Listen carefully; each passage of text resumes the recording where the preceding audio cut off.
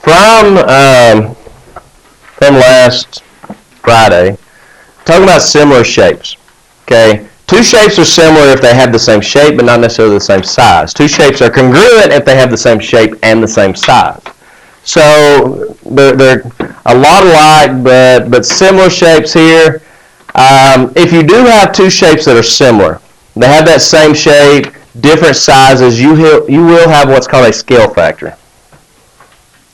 A scale factor tells you how much bigger or how much smaller one shape is than the other shape.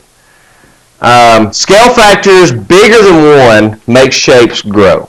Scale factors smaller than one make shapes shrink.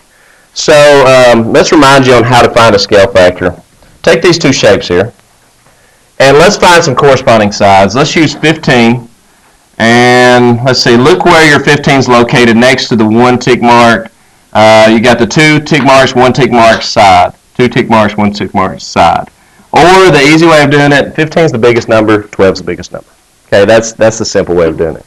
So we want to know how much bigger is the first triangle than the second triangle. It's simple. It's a one-step equation. You say 12 times something is going to give me 15. And that something is your scale factor. So to find scale factors, pretty much you're simply dividing the two numbers. But the hardest part of that is which direction do I divide? Now, if you look at the equation here, it's simple to see which way you divide. You're going to do 15 divided by 12. But let's divide it both ways. It actually gives you both scale factors. There's two different scale factors, and all depending on which direction you want to go, you'll have a different number. Somebody do 15 divided by 12 for me. What do you get? 1.25. Somebody divide 12 by 15 for me. 1.8. Say again. 0.8. 0.8 and 1.25. Look at the two scale factors. One of them is bigger than one of them is smaller than one. Okay? The one that's bigger than one is obviously going to be the one that takes your smaller shape and blows it up. The one that is smaller than one takes your bigger shape and shrinks it. Just for kicks, somebody multiply these two numbers together. Look what you get. 1. Every time. If you multiply your two scale factors together, you should always get 1. So if you're given one scale factor and need to find the other one, you could actually do 1 divided by this, and it will give you this one. If you did this divided by 1 divided by this, it would give you the other one. But your two scale factors, when you multiply them together, actually gives you 1, which, you know what that means about the fractions of them? The reciprocals of each other. But that's too much. We don't need to know all that. But just wanted to remind you a little bit about scale factors. Now let's skip over.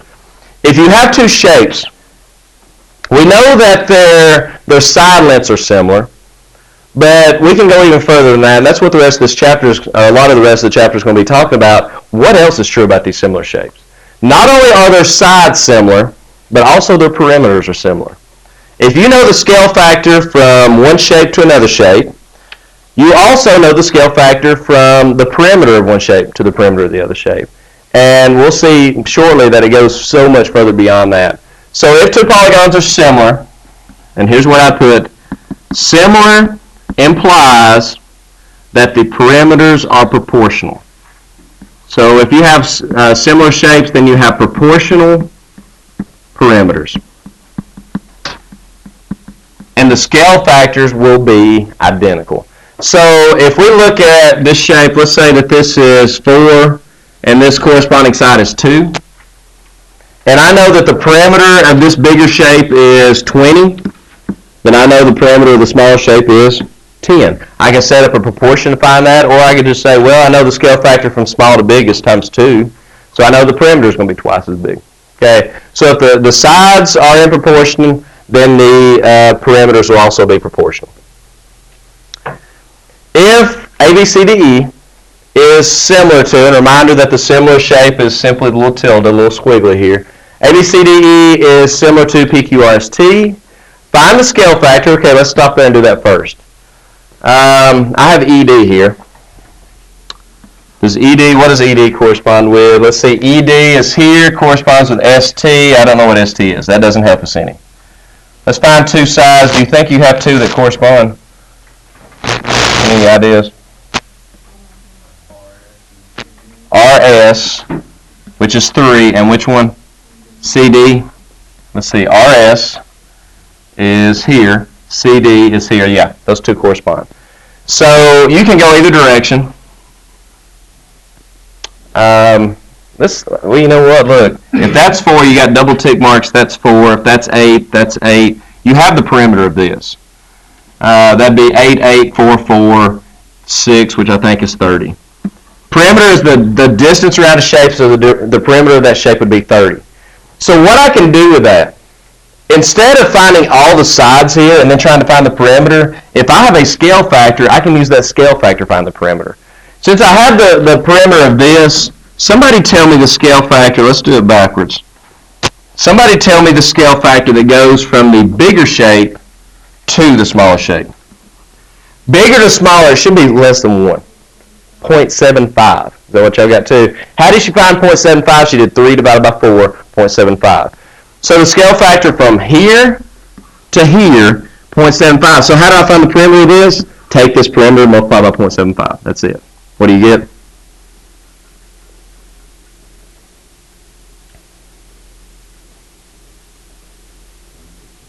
$22.5. Any questions? That's not the only way of working this. Okay, let me explain how these scale factors work once again. Let's say that you have the scale factor that goes in the opposite direction.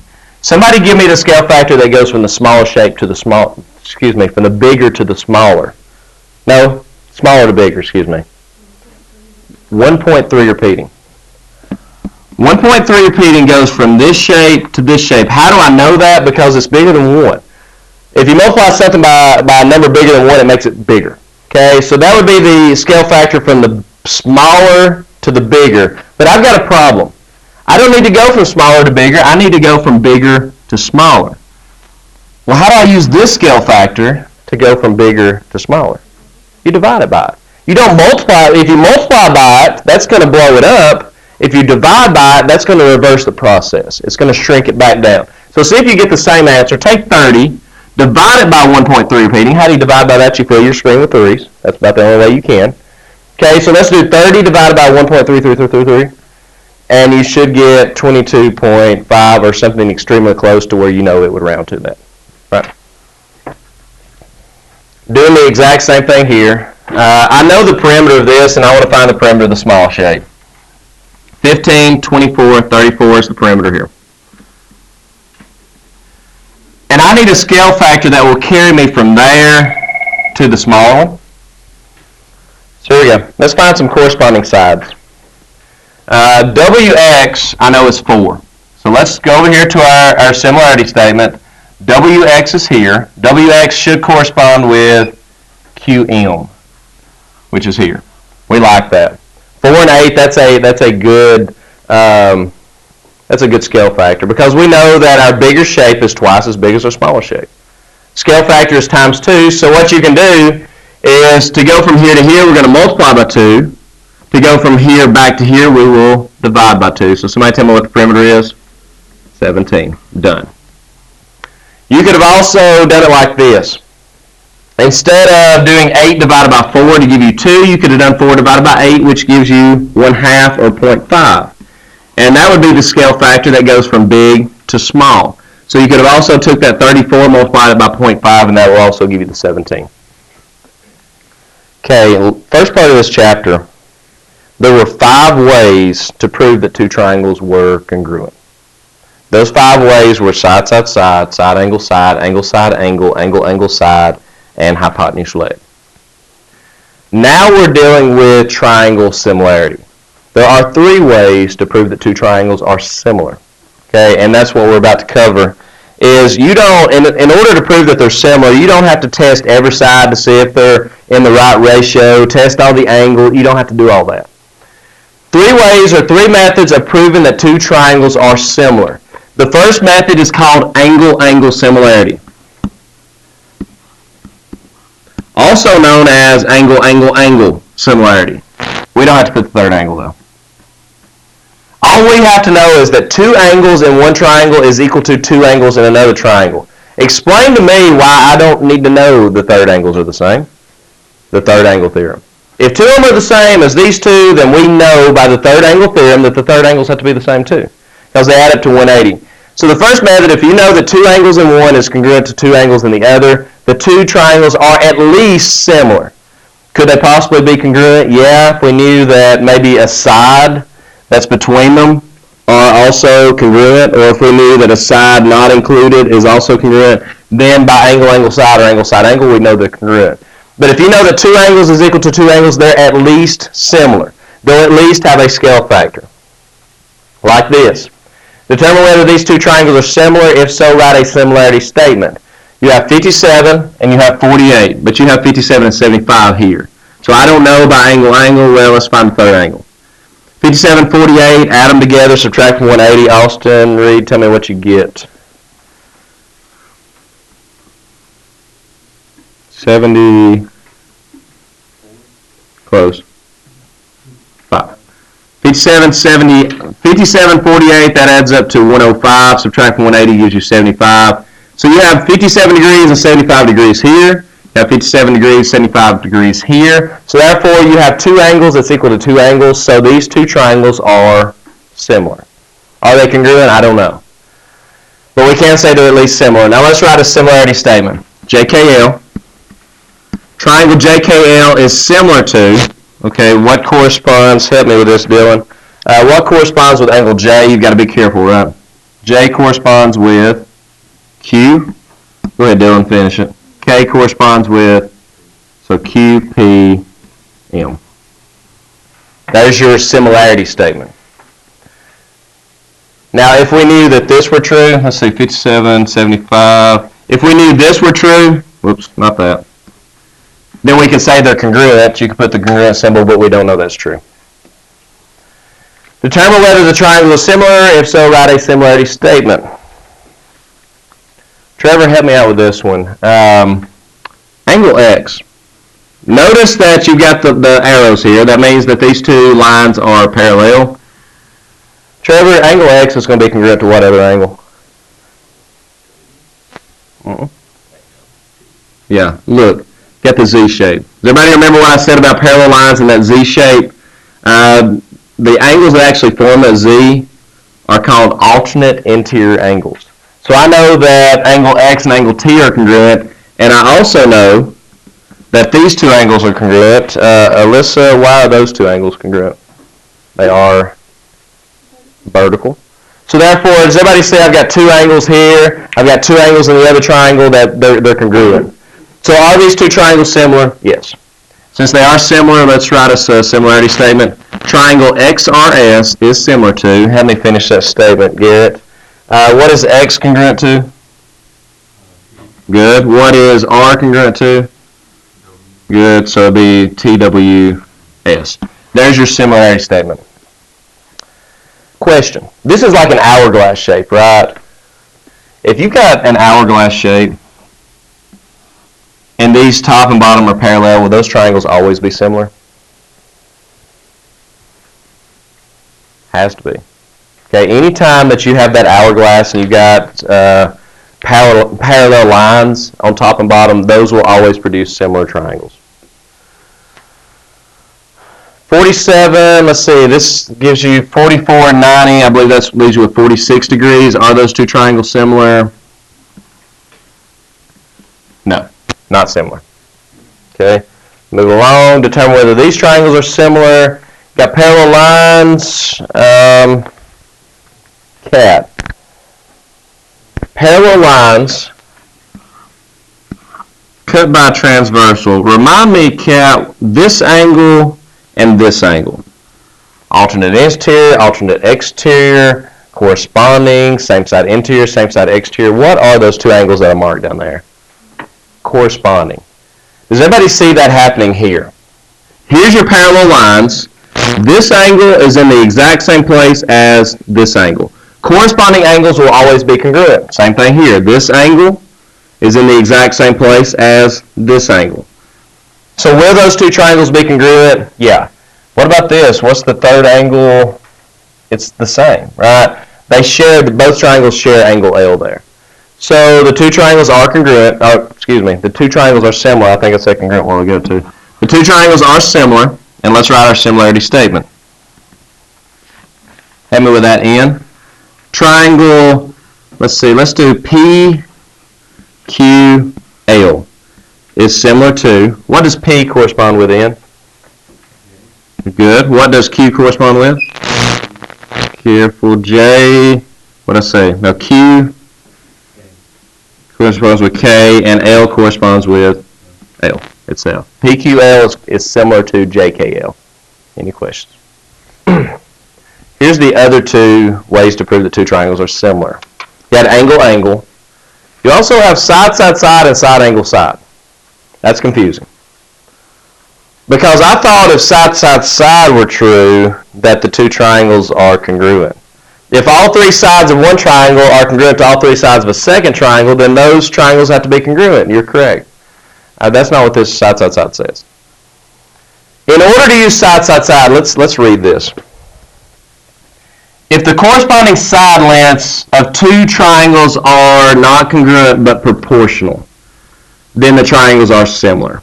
If all three sides in one triangle is proportional to all three sides in a second triangle, those two triangles are similar.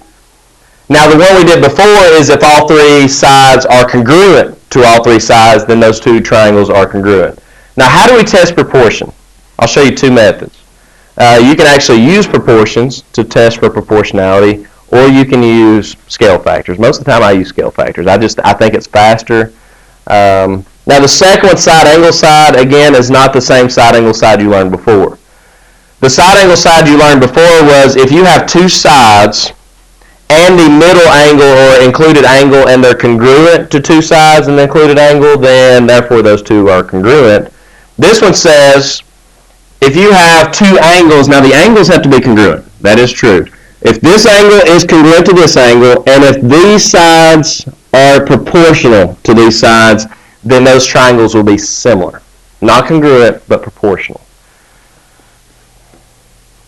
Here's your first problem. Are these two triangles similar?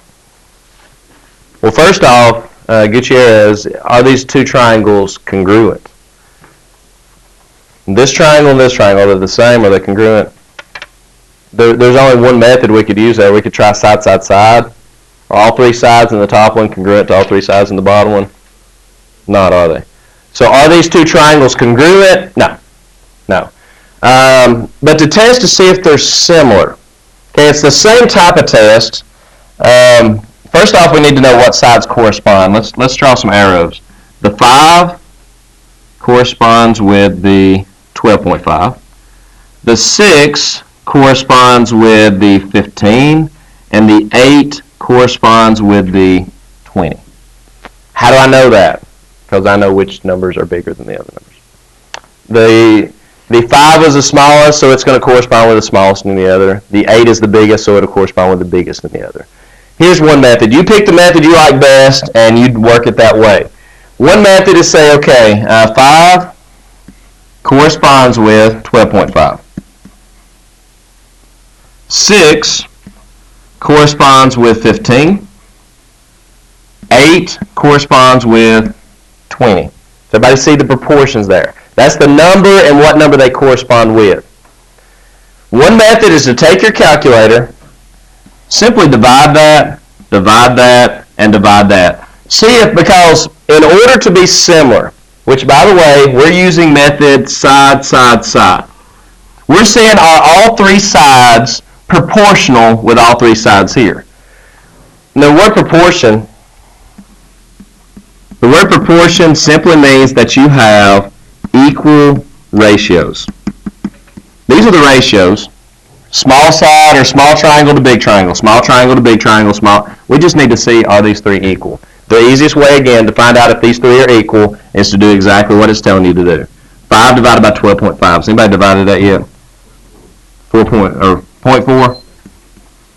6 divided by 15. Good morning. 0.4. 8 divided by 20. 0.4. All three of them, right? 0.4. So therefore, since all three of those ratios are equal to 0.4, are all three equal? Yes. Are those two triangles similar? Yes. That makes sense. The other way of working it is by finding your scale factor. And like I said, that's my favorite method. It makes more sense to me. So let's try it that way as well. I know that 5 goes with 12.5. Different color. 5 corresponds with 12.5. Find out what number I can multiply. Let's do it backwards because 0.4 is our other ratio, right? That division you just performed gave you a 0.4. Is 0.4 not the scale factor from 12.5 to 5? Yeah. Now do it backwards. Give me the scale factor from 5 to 12.5, which would be 2.5. So what can I do? Take all three of these numbers. If they're proportional, take all three of these numbers, multiply them by 2.5, and you should get all three of those numbers. Okay, like I said, that's my favorite way of working it. If you multiply 6 by 2.5, gives you 15. We already multiplied 5 by 2.5, and it gave you 12.5. Multiply 8 by 2.5, it gives you 20. So since all three sides have the same scale factor, then those two triangles are similar. By side, side, side. Next one. We don't have all three sides. So how in the world can we work this without the third side? We can use the other method, the third and final method. We can try to use side, angle, side. Side, angle, side says that if two triangles are similar, then the sides, two sides must be proportional, and the angle in the middle must be congruent. Well, luckily, here's the angle in the middle, and it's equal to itself. Because look at the small triangle, you have side lengths 8 and 10. Look at the bigger triangle, you have side lengths, help me out there, 12 and 15. But you don't know anything about the third side. But we have sides, and you have the angle in the middle, you have sides, and it's the same angle in the middle. So the angle is congruent. We're good with the angle. Now let's see, are the sides proportional? 8 and 12, 10 and 15. Either you can take and reduce those, again, turn them into decimal, or you can just reduce them. Divide by 4 here gives you a 2 and a 3. Divide by 5 here gives you a 2 and a 3. They're the same. If you divide them, it's going to give you 0.6 repeating, 0.6 repeating. They're the same. If you work at the other method, and, well, 0.6 is my ratio from 8 to 12, excuse me, no it ain't, from 12 to 8. 0.6 repeating is also my ratio from 15 to 10. So therefore, the sides are proportional. Are those lines parallel? Yes, they are. How do you know that? Since the triangles, it's kind of like that CP-CTC stuff, isn't it? Since those triangles are similar, what does that have to mean about their angles? They must be congruent. Right? And since their angles have to be congruent, since corresponding angles are congruent, that does make those lines parallel. Sure does. You don't have to know that. Let's do one more of these. Determine if the triangles are similar. Teeter.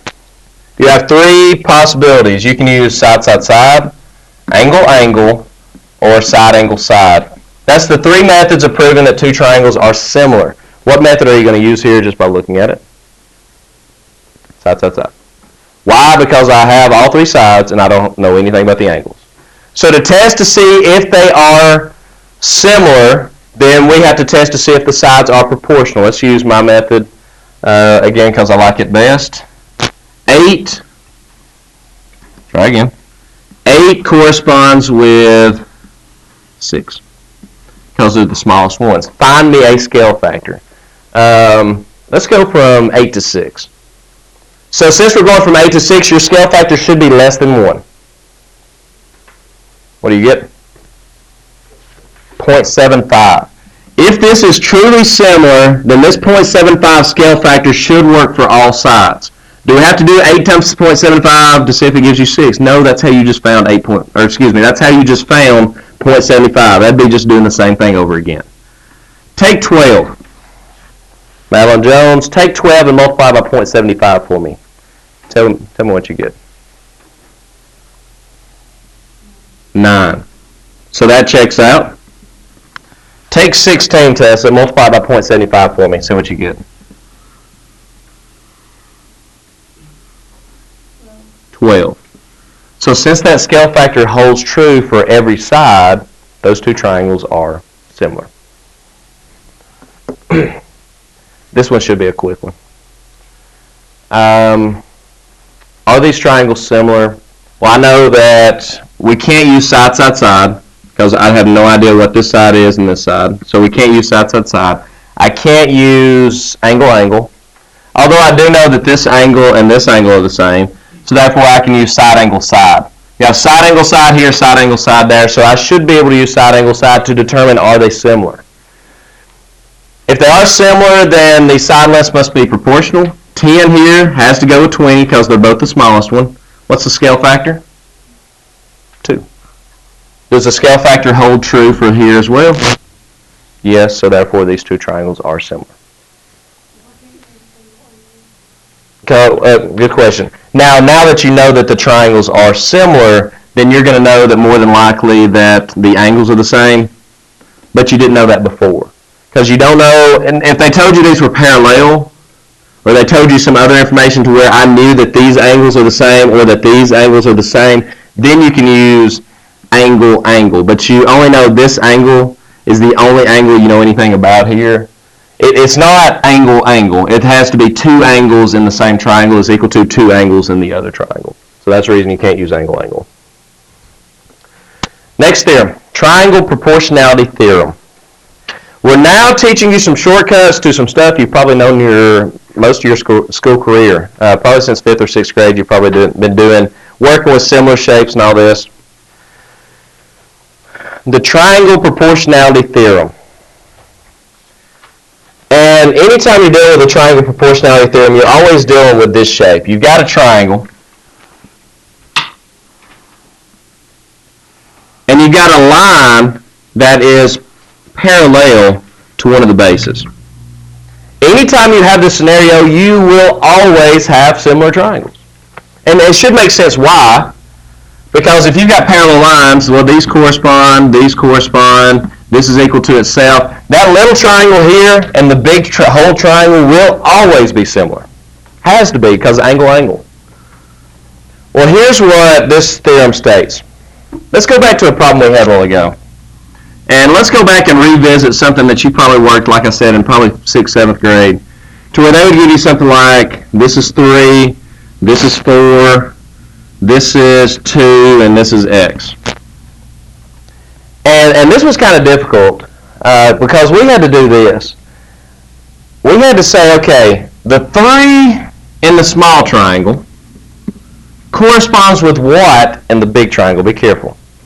The 3 in the small triangle corresponds with what side length in the big triangle? X plus 3. Now the other side's not as hard, but this piece corresponds with the whole side of the triangle. The 4 in the small triangle, which is this side, corresponds with what in the big triangle? Not 2, but 6. The whole side. The small piece corresponds with the whole piece. That makes sense. And we would solve it. Now, how in the world do you solve that? To get rid of divided by 6, we're going to times 6. To get rid of divided by x plus 3, we're going to multiply by x plus 3, which gave me 18 equals distributive property 4x plus 12. We subtract 12, gives me 6 is 4x, and x is 1.5. That's the old method. The triangle proportionality theorem, and I'm about to tell you something that will change your outlook on every one of these problems. Anytime, this is weird, but anytime you have parallel lines imply proportionality. Parallel lines implies that you have proportionality. Because take the lines on your paper. You've got hundreds, or well, actually about 25 or 30, not hundreds. But you've got several parallel lines there. And if you draw lines down your paper, what those parallel lines do is they divide those other lines that you just drew proportionally. Do you see the parallel lines here? You got one here, Got one here, and you can kind of think of having another one up here. And anytime you have parallel lines, you have proportional pieces. So you don't have to do this problem this ugly way. You could actually just say 3 goes with x, 4 goes with 2. Solve that. Shortcut, right? 2 times 3 is 6. Divide that by 4, you get 1.5. So much easier. Parallel lines imply proportionality. This piece, you could do it a couple of different ways. You could say 3 goes with x and 4 goes with 2. You could set it up as 3 goes with 4 as long as you do x goes with 2. Again, when you're doing proportions, it's kind of like what I called it the other day, an analogy. There we go. This is to this as this is to this. 3 is to x as 4 is to 2. Okay, it's an analogy. That's hard to say. So let's try that. First problem tells you that SR is 2.5. Tells you PT is 7.5. And that TQ is 3. And it asks you to find the length of PS. If you would like to work it the old hard way, that's fine. You could set this up as 7.5 goes with x. 10.5, which is the whole side, goes with x plus 2.5. That's way too hard. Parallel lines imply proportionality. Set it up the way I just did, Taylor. Do you see that? X goes with, you can go either direction with it. Do it this way, Taylor. X goes with 2.5 the same way that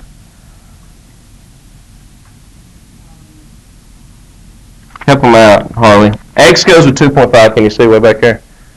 X goes with 2.5 the same way that is to 3. Everybody follow that. X is to 2.5 as 7.5 is to 3. We solved that using our shortcut. Again, the shortcut for proportions, find the diagonal numbers and multiply them. And then divide that by 3 and you get 6.25. Correct? Any questions? Could we work that with scale factors as well? If it's proportional, then you've got a scale factor. To go from 3 to 7.5, you multiply by 2.5. So how do you go from here to here? You multiply by 2.5. You can work it either way. Okay, next problem. And you've got to be careful with these because that triangle proportionality theorem just stated that it divides the side lengths, or it's going to divide these sides proportionally. So we got to be a little bit careful about this other side, though. Now, to start out with, let's start with finding y. It's the easiest because that's kind of like what we were just doing. 3. Try again. 3 corresponds with y the same way as, Brandon, help me with this. Now, here's how I did this. 3 corresponds with y the same way that what corresponds with what? Is it 5? If you're going to use the triangle proportionality theorem, it's not 5, is it? Is 3 goes with y the same way that 2 goes with 3? Good. Everybody follow? Because the whole thing's 5, that leaves you with 2 here. 3 corresponds with y the same way that 2 corresponds with 3. What if we did it the other way? You'd get 3 corresponds with y the same way as 2 corresponds with 3. The same thing. Or you could do 3 corresponds with 2 the same way that y corresponds with 3. It's the same answer either way. Multiply 3 and 3, you get 9. Divide the answer by 2, it gives you y equals 4.5. That was dealing with the sides. Now the next one that I'm looking for, this x, is actually the base of those triangles. If you let the parallel sides be the bases, and you've got to be cautious with that because the parallel lines cut these sides proportionally. It didn't say anything about the bases. So as you work this, let's see. Let's do it like this. This 3 corresponds with this x. 3 corresponds with x the same way that what? You see what I've outlined? again, I'm trying to express to you when you can use the triangle proportionality and when you can't. Here's your parallel lines. Here, here, here. There's three parallel lines if you imagine that third one. Those three parallel lines divide the sides proportionally. This to this, this to this. It says absolutely nothing about those parallel bases. So if you're going to do 3 goes with x, that's the small triangle. Now somebody help me with the big triangle. 3 corresponds with x the same way that 5 corresponds with 3.5. There's how you would finish that problem. You can't say the proportional pieces anymore. Multiply 3 and 3.5 gives you 10.5. Divided by 5 gives you x is 2.1. Okay, let's work on fractions and then we'll move on. Triangle proportionality theorem states that anytime you see parallel lines, and again, the picture of a parallel line, and you'll understand why I want you to picture a parallel line at M later, but picture here that you have 3 parallel lines. Those 3 parallel lines cut these lines proportionally. So therefore, 5 is going to correspond, we'll go 5 with x this time. 5 is to x the same way that Trey, what is to what? 5 is to x as, go to the other side. Good. Everybody understand that? 5 is to x as 6 is to 3 3/5. So you've got kind of a fraction within a fraction. Now let me go back and cover something that you probably learned in 3rd grade, maybe. Let's talk about how you multiply 5 times 3 3/5.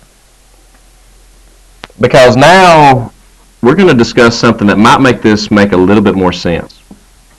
How did was it 3rd grade? Probably. How did your 3rd grade teacher teach you to multiply that? Before you can multiply by 3 3/5, you have to do what with it? Turn to an improper fraction. Why did you have to turn it into an improper fraction? You know? Huh? Because you didn't know the distributive property. Don't know that? That's the only reason. Because to multiply by 5 by 3 3/5, are you doing just the 5 times the 3?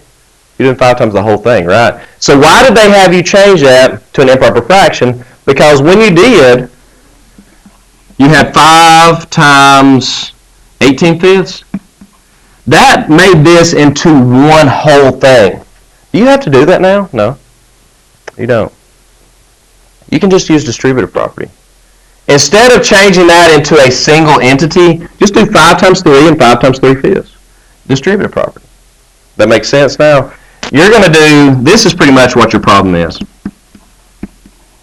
5 times 3 is 15. 5 times 3/5, that's going to be 15/5 or 3 more. 5 times 3 3/5 is 18.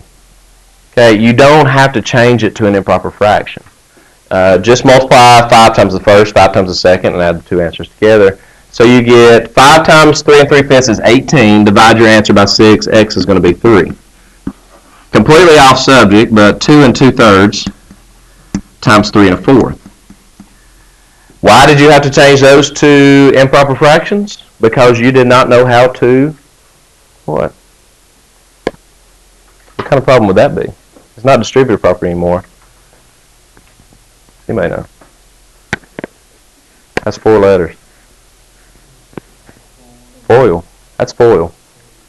How would you multiply 2 2/3 times 3 1/4 if you did not change them to improper fractions?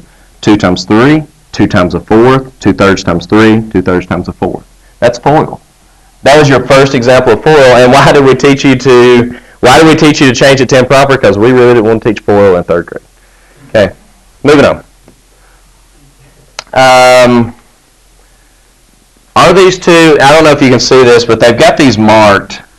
And this actually, I don't know why this got thrown in here, but they've got those marked as congruent, and I know that these are congruent, so I know those two triangles are similar. You can go ahead and mark the 3rd angle if you would like, just because of the 3rd angle theorem. And let's talk about what corresponds here. This is not the triangle proportionality theorem.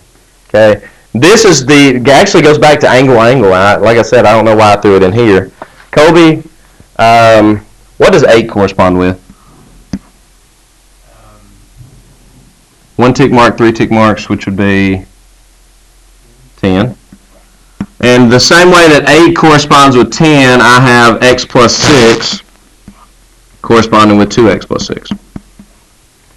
Everybody okay with how I did that correspondence? And we have no idea about these two sides, RS and RV.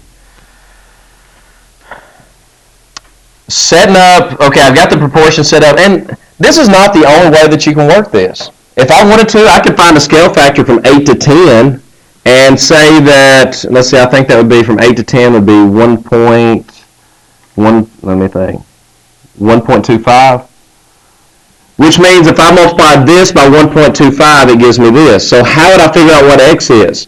I would say if I take x plus 6 and I multiply it by 1.25, I get 2x plus 6.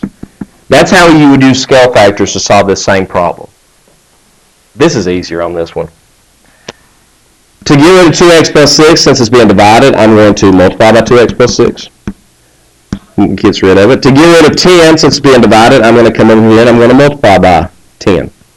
So now I have 16x plus 48 equals 10x plus 60. When you're solving a proportion after that first step, all of a sudden it turns into one of those linear equations you've been solving all year. Let's solve the rest of it in our head. Sabrina, take my 10 x's that's here, move it to the left side. How many x's do I now have? Good. Take my 48, see if you can do this in your head. Take my 48 over here and tell me when I take it from the 60, how many numbers do I have? So if 6x is 12, that means that x must be 2. And if x is 2, that turns this into 8 and 10, which is actually, well, it doesn't really look like it. Let's write that down. Makes this an 8, that makes this a 10. That's an isosceles triangle. Right? And we could go even further now and say, well, you know what, now that these are the same, we also know that these would be the same and that these would be the same. Okay, converse of the triangle proportionality theorem, the same thing backwards. We know that converses from chapter 2 or 3 when we covered it. We know a converse is simply we're switching the if and the then term. And since the triangle proportionality theorem stated is if you have a triangle and you've got a line that is parallel to the base, then it will divide the sides proportionally. That was the triangle proportionality theorem, that A over B is proportional to C over D. Now what this theorem states is, what if we know that we have this scenario, we don't know that these are parallel, but we do know we have a line and it divides these proportionally. We know that this is true, then that would imply that the lines are parallel. If a line separates, if a line intersects two sides of a triangle and separates it into proportional corresponding pieces, then the line is parallel to the third side. So this is yet another way that we can test to see if a line is parallel. Are these lines parallel? Is DE parallel to GH? Very easy. Watch how I do this. I know that EH is 3. I know that HF is 9. Stop there. I have possibly proportional pieces. If these pieces are proportional, then I should have a scale factor. How much bigger is 9 than 3? 3 times bigger, right? Times 3. So now let's check this side. DG, well, they don't give me side lengths, but they tell me this, that DG is 1/3 of the whole thing.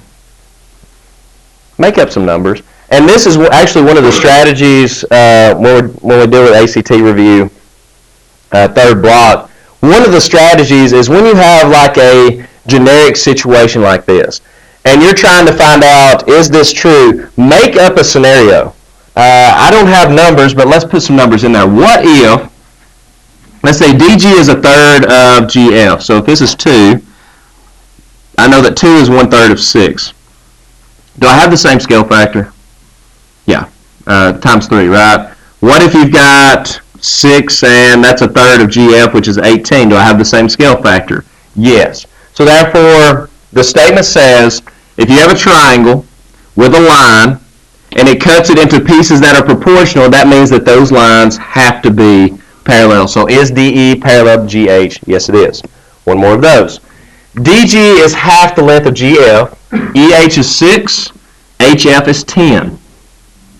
And it says, it doesn't give us numbers to put here. It's kind of DG is half of GF, so it's like X and 1/2 of X. Do we have the same scale factor here? What's the scale factor, Cody? What's the scale factor from DG to GF? If DG is half of GF, then how do I get from this number here to this number here?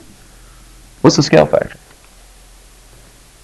Don't type in. You have to know it. It'd be numbers like 5 and 10, because 5 is half of 10, or like 12 and 6, or 14 and 7. What's the scale factors there?